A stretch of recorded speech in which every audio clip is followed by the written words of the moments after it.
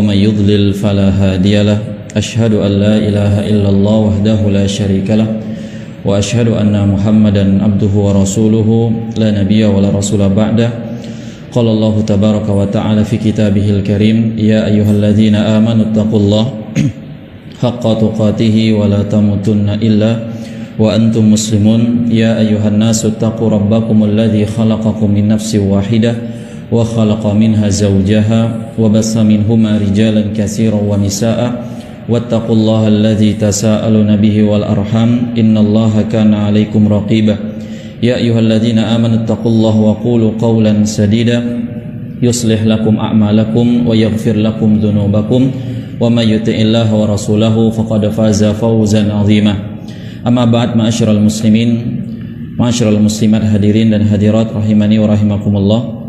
Alhamdulillah, pertama-tama marilah senantiasa kita panjatkan puja dan puji syukur kepada Allah Subhanahu wa taala atas segala karunia, atas segala nikmat dan atas taufik dan hidayah yang Allah berikan kepada kita, yang mana di kesempatan kali ini yang semoga Allah turunkan rahmat dan berkahnya, kita dapat kembali melanjutkan dari pembahasan kajian kitab Ad-Da' wa Dawa. Semoga Allah Subhanahu wa taala menganugerahkan kepada kita di pertemuan kali ini ilmu yang bermanfaat, dan kita memohon kepadanya, Allahumma inna nas'aluka ilman nafi'an wa na'udzubika min ilmin la yanfa'. Ya Allah, kami yang hadir di sini memohon kepadamu ilmu yang bermanfaat dan berlindung kepadamu dari ilmu yang tidak bermanfaat. Kemudian jamaah semoga Allah muliakan rahimakumullah, tak lupa salawat dan salam semoga senantiasa kita panjatkan dan kita haturkan kepada qudwah hasanah kita, kepada Nabi kita yang tercinta, Nabi Muhammad sallallahu alaihi wasallam, serta kepada keluarga beliau, para sahabatnya dan para umatnya hingga hari kiamat kelak. Jamaah sekalian rahimani wa rahimakumullah, dan sebelum kita melanjutkan dari pembahasan kita, dan kita akan masuk kepada yaitu fasal yang terbaru, yaitu fasal bainad du'ai wal qadari, antara doa dan takdir. Ada apa antara doa dan takdir? Fasal ini akan kita bahas dan kita kaji.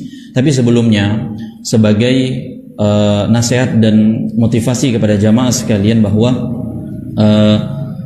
pengajian kita atau majelis kita ini yang semoga Allah memberikan keberkahan dan rahmatnya, ketahuilah bahwa Nabi kita alaihi salatu wassalam itu pernah bersabda, ya, memberikan motivasi tentang bagi kita yang mengalami kondisi-kondisi yang berat tentunya, bahwasanya beliau alaihi salatu wasallam pernah bersabda, inna idhamil jazai ma'idhamil bala, sesungguhnya besarnya pahala, besarnya ganjaran, besarnya reward dari Allah Subhanahu wa taala itu tergantung dari ma'idhamil bala'i, tergantung besarnya cobaan, tergantung besarnya ujian.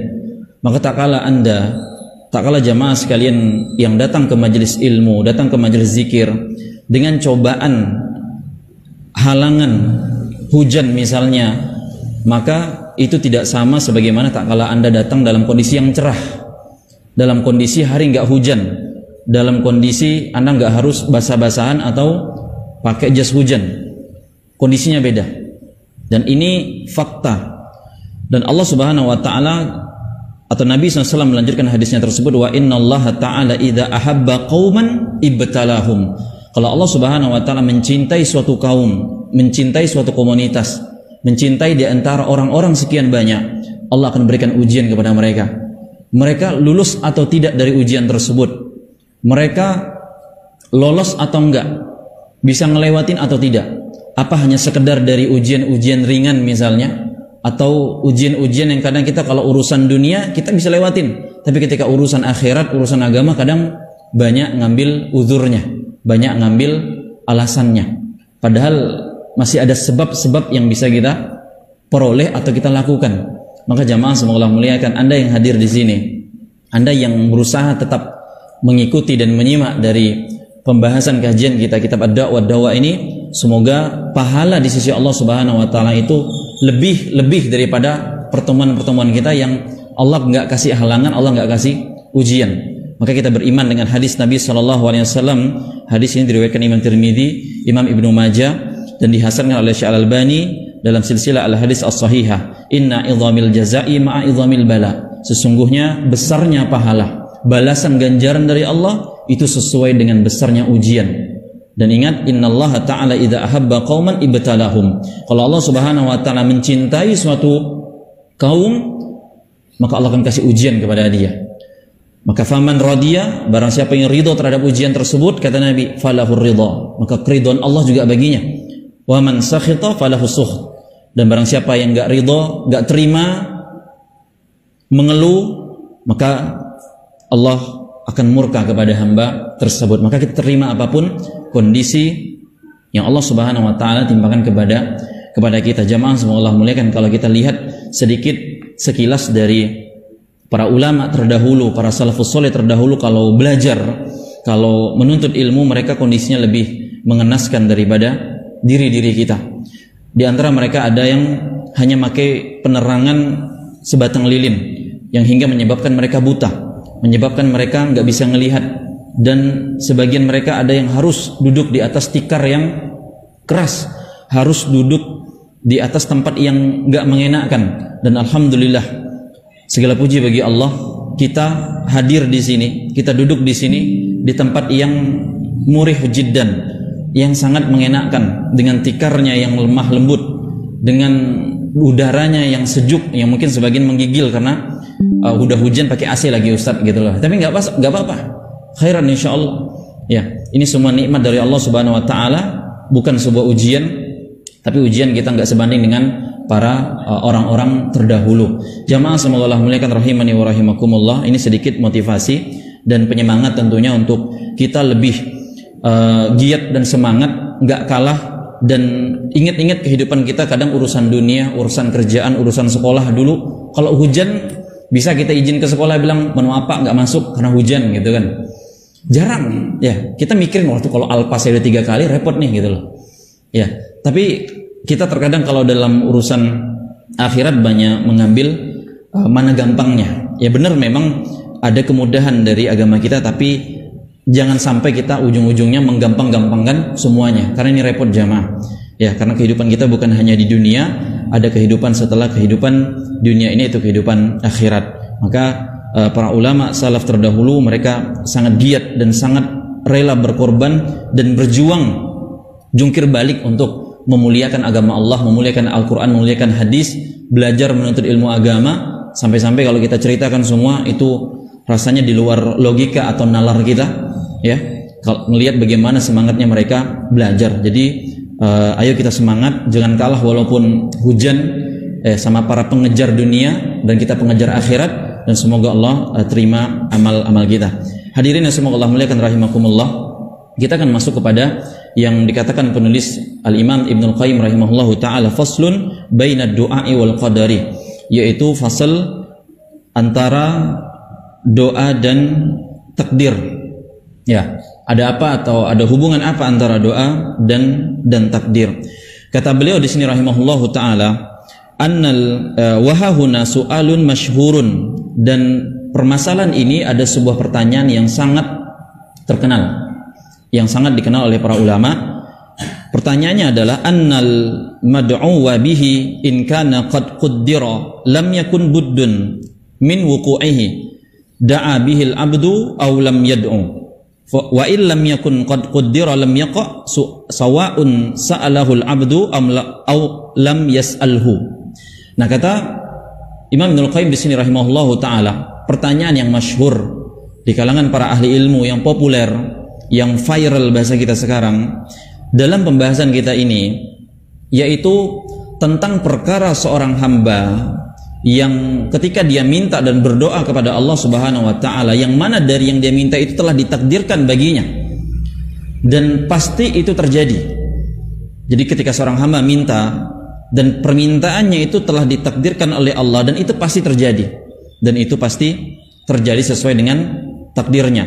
Dan masalah ini itu mau dia doa nggak doa, dia mau berdoa atau nggak berdoa, kalau memang sudah takdirnya, kata Imam Ibnul Qayyim di sini dari pertanyaan tersebut, maka itu pasti terjadi. Itu pasti terjadi, mau dia berdoa atau tidak. Ya, jadi poin pembahasannya atau yang akan diangkat dan dibahas adalah masalah tersebut, bahwa hamba kalau dia mau berdoa atau nggak berdoa, mau dia berdoa atau nggak berdoa, Kalau udah ditakdirkan sama Allah ya pasti terjadi gitu loh.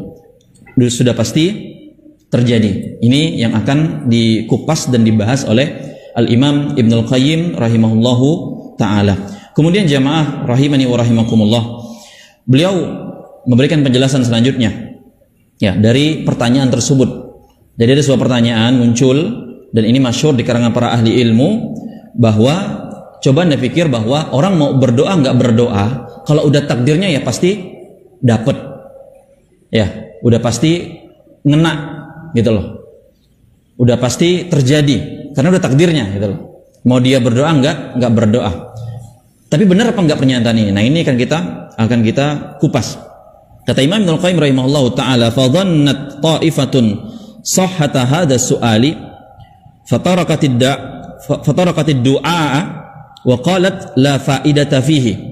Maka sebagian orang mengira dan menyangka bahwa pernyataan itu benar. Ya, sebagian pihak menyangka pernyataan itu benar, sebuah kebenaran, bahwasanya yang membuat akhirnya mereka meninggalkan doa dan membuat pernyataan bahwa nggak ada manfaatnya berdoa ataupun nggak berdoa, nggak ada faedahnya berdoa. Doa itu nggak ada faedahnya sama sekali. Wa haula'i ma'afarti jahlihim wa dhalalihim mutanaqiduna fa inna tarda madhhabihim yujibu ta'tila jami'il asbab. Nah, ini penting jamaah yang Allah muliakan.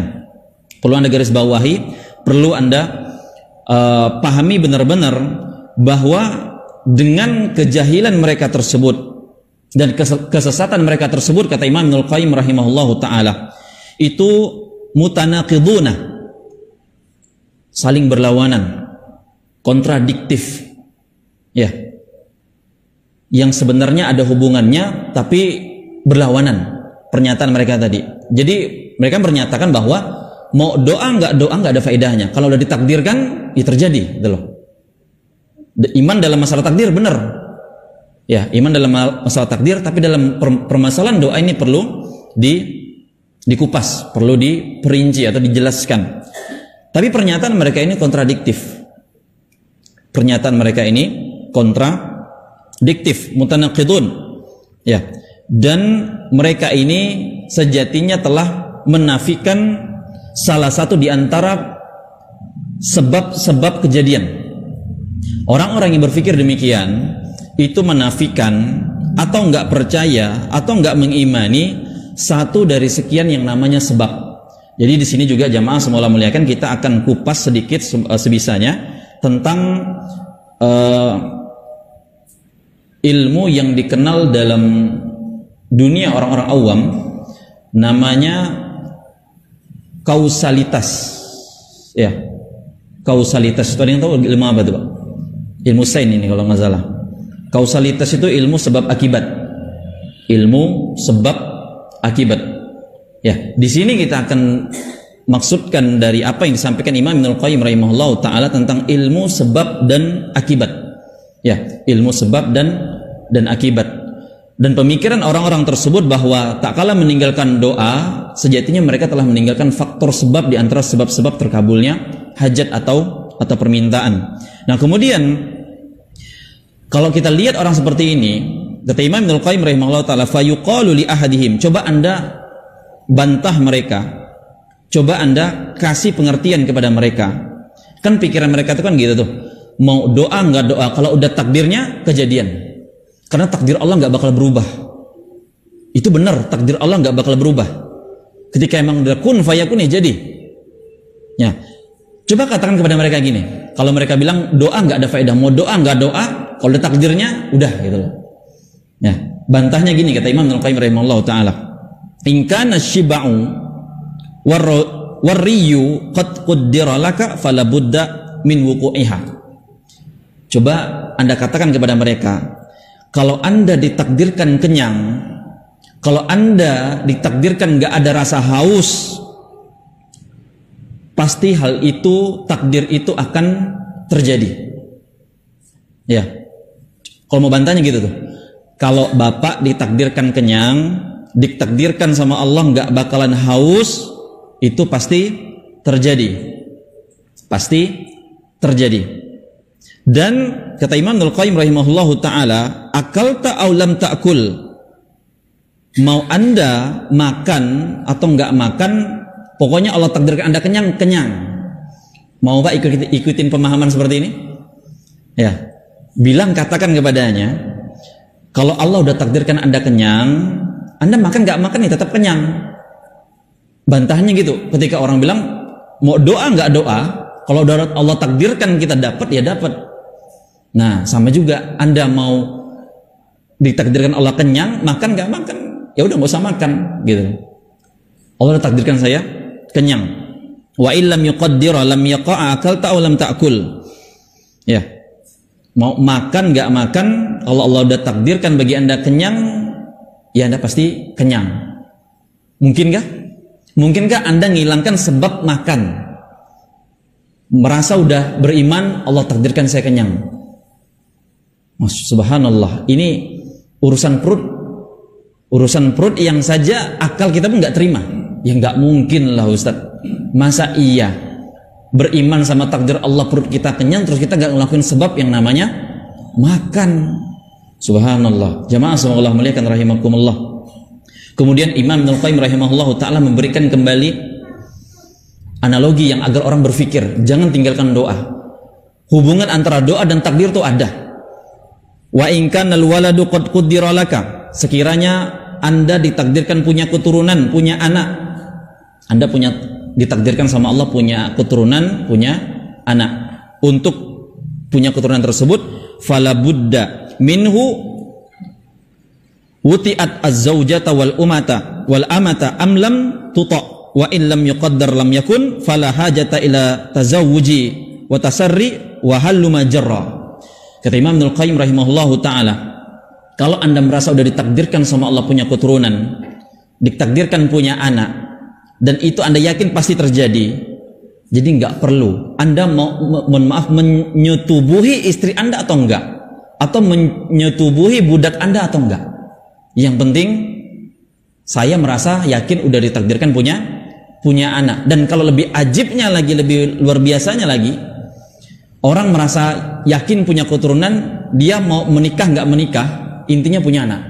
Wah, ini lebih, saya nggak tahu nih wali tingkat apa kalau udah kayak gini. Ya, wali tingkat apa saya nggak kepikir lah. Ini entah wali atau apakah gitu loh. Kalau ada yang seperti ini, maka ini sungguh benar-benar secara logika dan secara sebab akibat pun nggak mungkin. Ya, orang nggak mungkin punya anak kalau dia nggak punya istri. Adakah orang-orang jomblowati tiba-tiba punya anak? Mungkin ada yang nyeleneh, ada Ustaz anak angkat katanya. Iya, tapi kalau anak nasab, anak sedara, sedaging sedara, ya nggak ada. Hatta orang yang kalau udah nikah pun tapi nggak pernah berhubungan badan antara pasangannya, bakalkah kejadian punya anak? Nggak bakalan. Ya, demi Allah nggak bakalan terjadi gitu loh. Ya, maka ada istilah-istilah dulu kalau mikir orang tidur berduaan di atas satu ranjang, satu kasur, ya pikirannya udah langsung wah itu jadi hamil atau punya anak. Padahal kalau nggak berhubungan ya nggak bakal punya anak gitu loh, nggak bakal terjadinya sebab punya keturunan. Nah, kemudian jamaah semoga muliakan, kata Imam Ibnul Qayyim,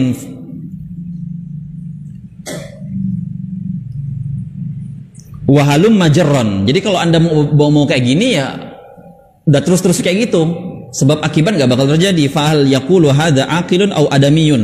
Maka kalau orang yang berakal, ada nggak sih orang yang berakal atau manusia pada umumnya, anak keturunan Adam, yang seperti contoh-contoh tadi, merasa kenyang tanpa melakukan sebab makan, merasa pengen punya keturunan tapi nggak mau nikah, ya. Balil hayawanul bahaimu mafturun ala mubasyarati al asbabil lati biha qiwamuhu wa hayatuhu. Subhanallah, kata Imam Ibnul Qayyim rahimahullahu taala, sedangkan hewan-hewan ternak, ingat, sedangkan hewan-hewan ternak, binatang-binatang ternak itu diberikan naluri, diberikan sifat yang Allah tetapkan kepada hewan-hewan tersebut untuk mereka melakukan sebab-sebab.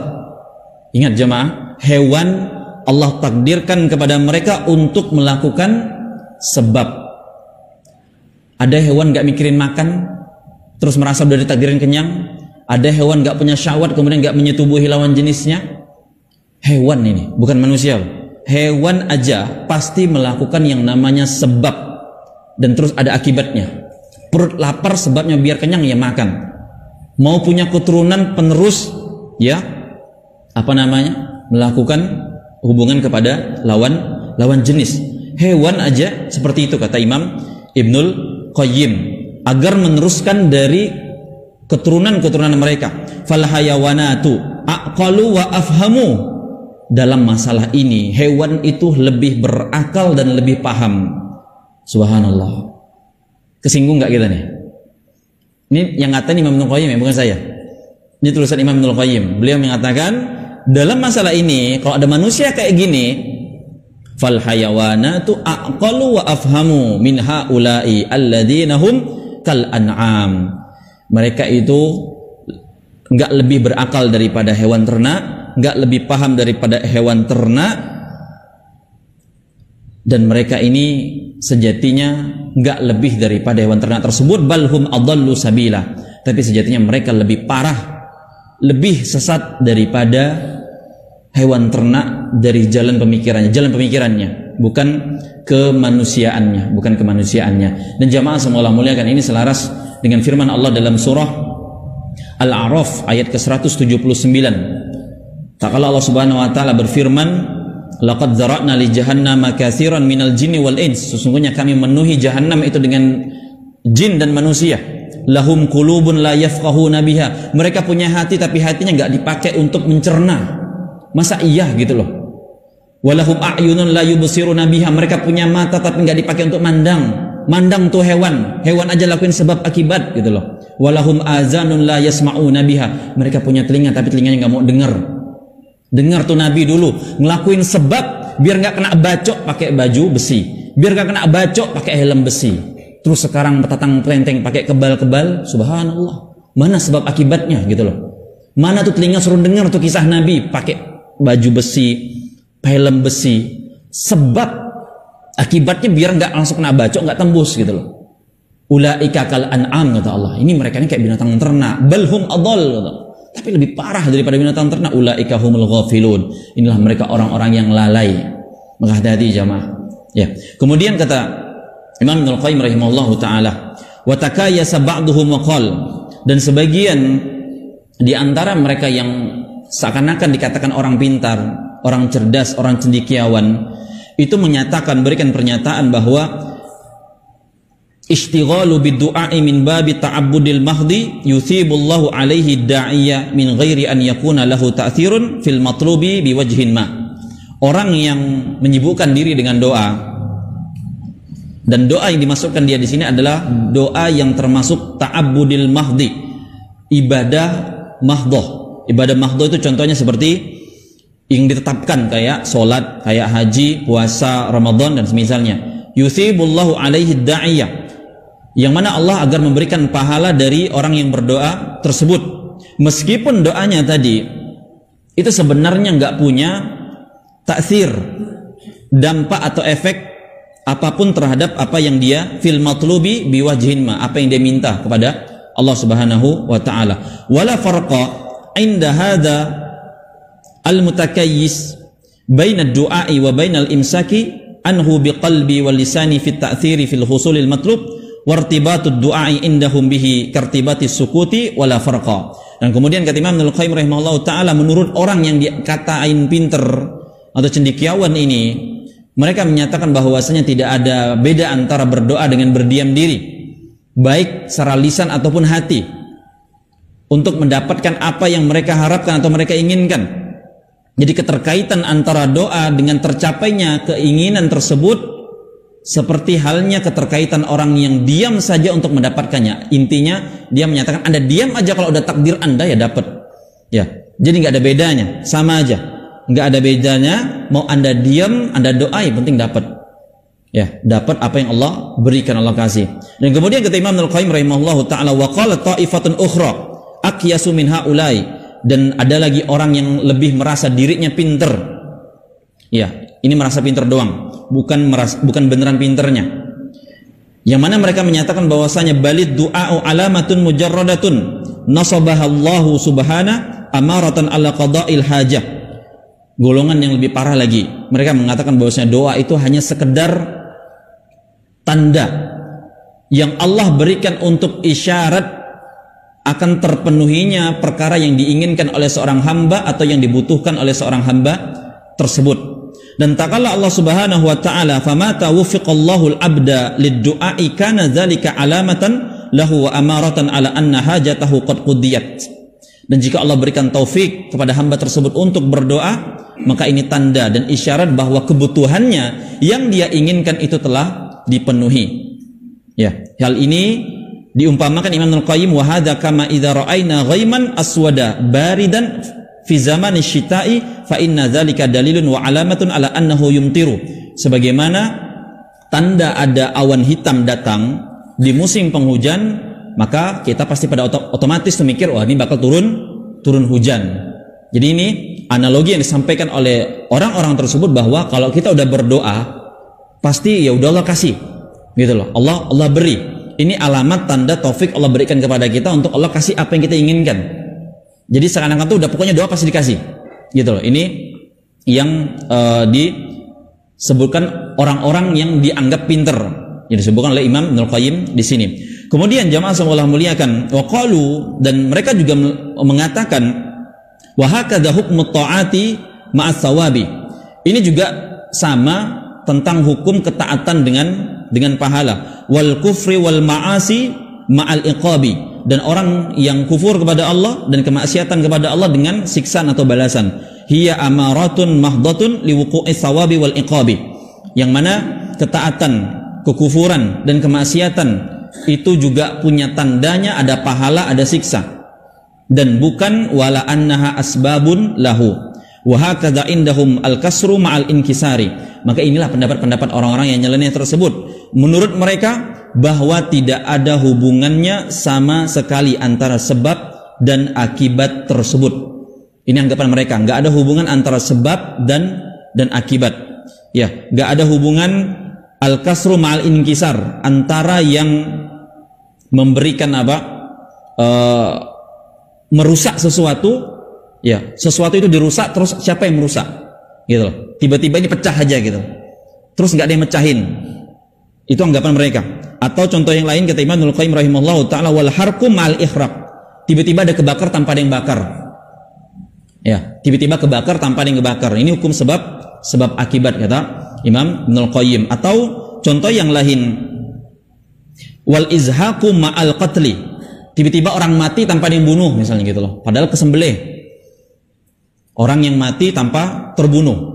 Loh, pasti dan ini masuk dalam hukum sebab dan akibat. Maka kata Imam Ibnul Qayyim rahimahullah taala, laisa syai'un min zalika sababun albattah wala irtibatat bainahu wa baina ma yatarattabu alaihi illa mujarradul iftiraqil 'adi la ta'thir sababiyyu. Maka kata Imam Ibnul Qayyim rahimahullah taala, tidak ada hubungan, apakah benar tidak ada hubungan di antara kedua hal tersebut dari kejadian-kejadian tadi, padahal nyatanya, faktanya hal-hal tersebut pasti ada sebab, pasti ada akibat. Maka kata Imam Ibnul Qayyim rahimahullah taala, wa khalafu bidzalikal hissa wal aqala wasyar'a wal fitrah.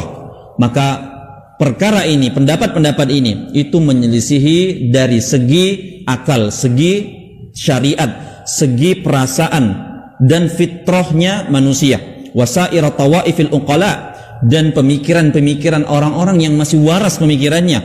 Bal adhaku alaihimul uqala. Maka orang-orang yang cerdas akan mentertawakan orang-orang tersebut yang menghilangkan hukum sebab dan akibat. Jamaah semoga Allah muliakan rahimakumullah.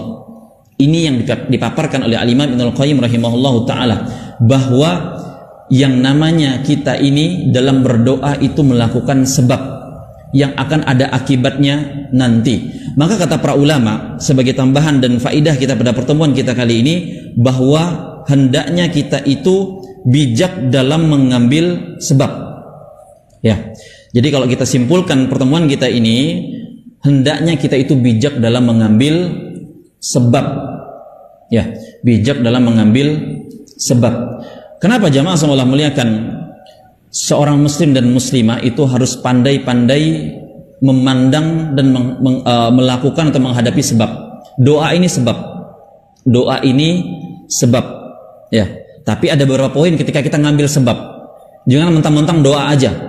Maka yang pertama, ketika kita berusaha dan ketika kita berupaya dengan sekuat tenaga untuk mencari sebab-sebab keberuntungan, sebab-sebab menghindarkan diri dari kesengsaraan, dari bala, dari musibah yang semuanya telah dituntunkan oleh Allah, yang telah digariskan oleh Allah kepada kita. Ingat, jangan pernah menghalalkan segala cara untuk meraih tujuan tersebut. Tapi hendaknya kita gunakan berada dalam koridor yang telah disyariatkan ketika kita berusaha melakukan sebab. Jangan sampai melakukan cara-cara yang diharamkan untuk sampai kepada tujuan tersebut. Sakit, orang sakit pengen sembuh, terus ngelakuin sebab. Di antara sebab dari kesembuhan adalah apa, Pak? Lah mikirnya langsung minum obat. Doa dulu sama Allah. Allahumma rabbanna azhibil ba'sa ishfi bannas wahai ba'sa, hilangkanlah sakit ini. Ishfi, sembuhkanlah ya Allah. Minta dulu sama Allah. Sebab pertama doa. Sebab keduanya apa? Makan obat. Nah gitu loh. Obatnya dua lagi. Ada obat medis, ada obat dalam syariat. Ada habatus sauda, ada zaitun, ada madu. Jadi kalau kita mau bijak dalam ngambil sebab, hendaklah kita berusaha, berupaya semaksimal mungkin untuk melakukan sebab yang disyariatkan dalam agama, bukan menghalalkan segala cara. Bukan mentang-mentang udah doa kemudian mohon maaf pergi ke Pak Dukun. Oh, ini bukan. Walaupun dukunnya pakai jubah gamis putih sorban gitu, Ustadz pula mungkin gelarnya, ya. Tapi tata cara pengobatannya enggak sesuai dengan disyariatkan oleh Allah Subhanahu Wa Taala. Kemudian yang kedua, bagaimana bijak dalam mengambil sebab.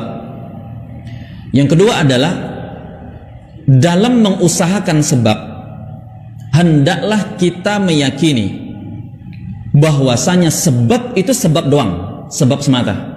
Ini penting jemaah. Dalam mengusahakan sebab, dalam melakukan sebab, kita harus yakin bahwasanya sebab yang kita lakukan itu hanyalah sebab semata. Yang kita lakukan itu hanya sebab semata.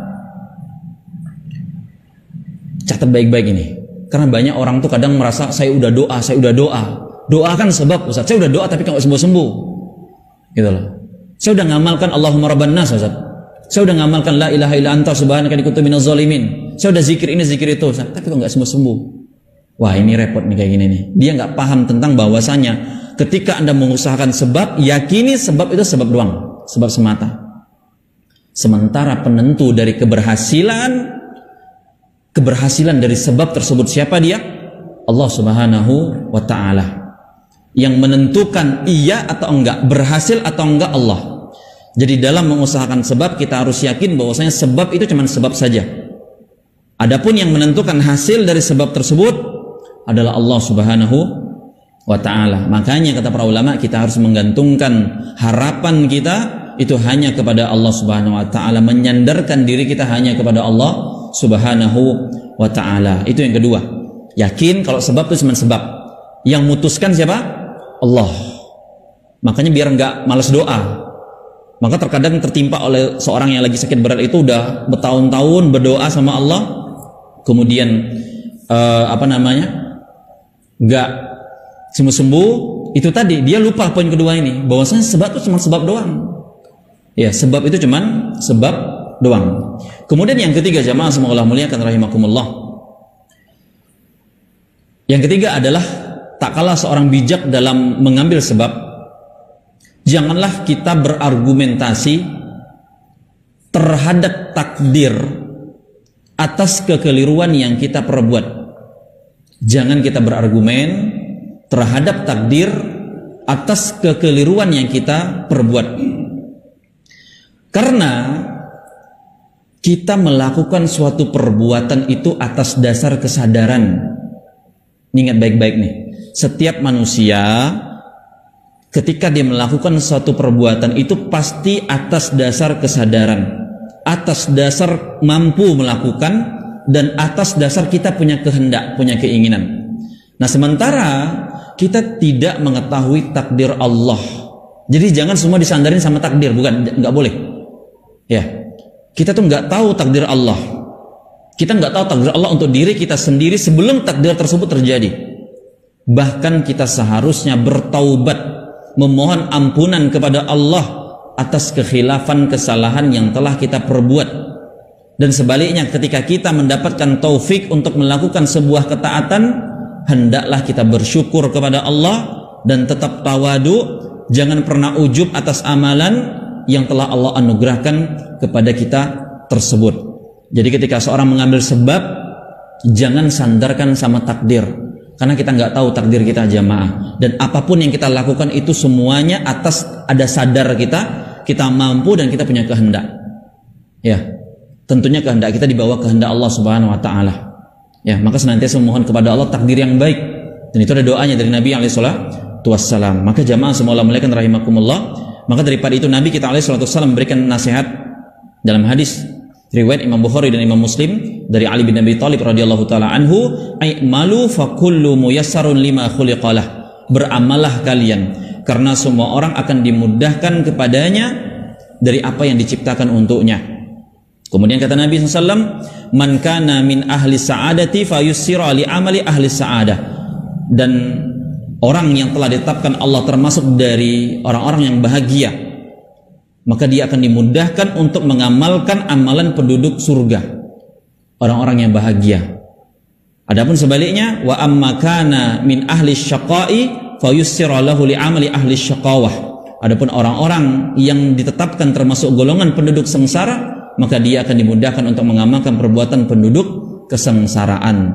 Jadi jamaah semoga Allah muliakan rahimani wa rahimakumullah, melakukan sebab dan perhatikan poin-poin tak kalah melakukan sebab itu penting dan harus dibarengi dengan 3 keyakinan tadi. Bijak dalam memandang sebab tersebut, karena tak kalah Allah mudahkan bagi seorang hamba, dia mau sembuh nggak sembuh tetap doa, Allahumma rabban nas azhibil ba'sa, Allahumma rabban nas azhibil ba'sa. Mau sembuh nggak sembuh dari sakitnya, misalnya kita ngambil contoh sakit lah masalah, kalau soalnya banyak orang sakit dan sakitnya menaun lama gitu loh, tapi dia yakin dia tetap dituntut hanya melakukan sebab. Adapun sembuh nggak sembuh, jadi nggak jadi, itu hak prerogatif dari Allah Subhanahu wa taala. Kita disuruh disuruh oleh Allah atau diperintah oleh Allah untuk melakukan sebab menghilangkan kebodohan dengan apa? Nggak tahu. Belajar. Ya.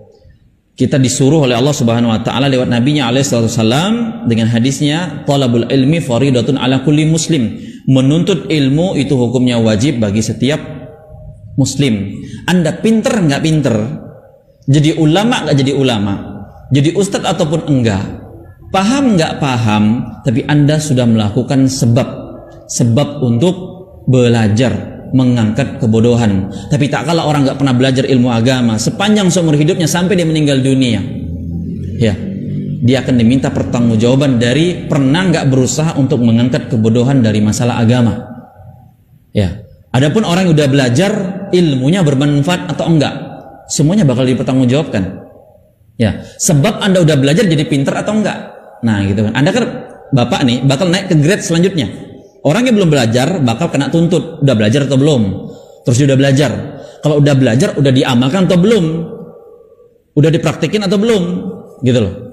Nah, kalau udah dipraktekin, naik derajat apa lagi? Udah takut sama Allah apa belum?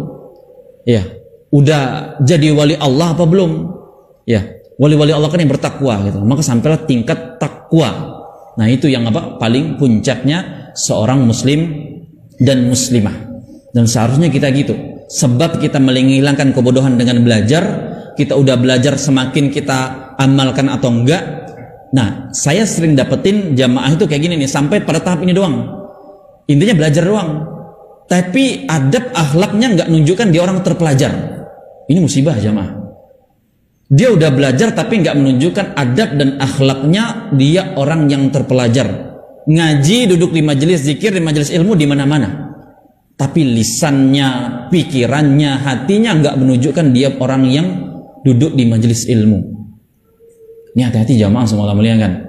Kita mungkin udah selangkah di depan dari orang-orang awam yang nggak belajar agama, yang nggak menuntut ilmu, ya. Tapi kita nih dituntut untuk ngamalkan ilmu yang kita pelajari. Maka kalau nggak kita amalkan, wah berat juga urusannya tersebut. Ini ada pertanyaan masuk, kita materi cukup sampai sini. Apakah boleh kita mendoakan orang non-muslim selain meminta mendapat hidayah? Ya, terima kasih pertanyaannya, jazakumullah khairan. Boleh mendoakan orang non-muslim, apalagi kalau dia lagi sakit, itu boleh mendoakan kesembuhan. Dalilnya adalah hadis Abu Sa'id Al-Khudri tentang mereka meruqyah kepala suku orang-orang jahiliyah. Diruqyah pun boleh. Diruqyah boleh, doakan kesembuhan boleh. Tujuannya apa kata para ulama? Tujuannya untuk menarik perhatian mereka bahwa Islam itu juga membedakan. Orang non muslim kan ada kategorinya. Ada orang non muslim yang diperangi itu nggak boleh doain.